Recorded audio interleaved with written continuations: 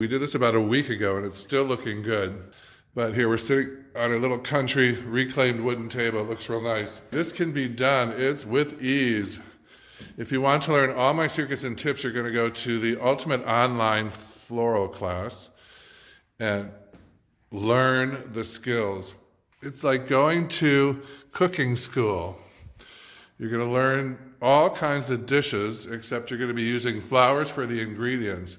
When people ask me about my job, I say it's like collecting tools and arranging them in pretty patterns. It's like doing a Rubik's Cube. There's our pretty kale right in the middle, still looking good.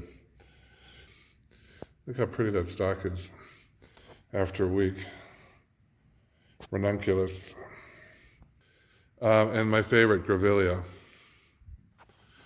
So, flowerschool101.com. Learn how to do this in 5 minutes with your eyes closed. It's the ultimate online floral class, providing everything you need, including a source to get your flowers.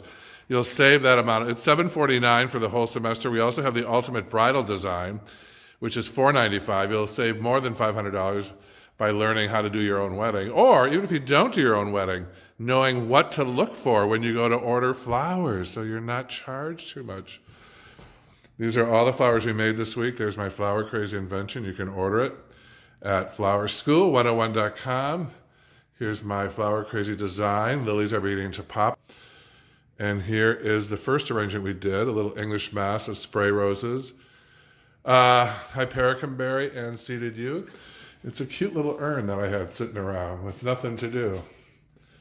So I filled it with just some greens and some berries. How pretty is that? Just a little bit of greens, berries, and wax flowers. All I put in that urn. I think it's probably close to my favorite one of the day. So, trending with just greens, hey? So, millennial, English, and flower crazy.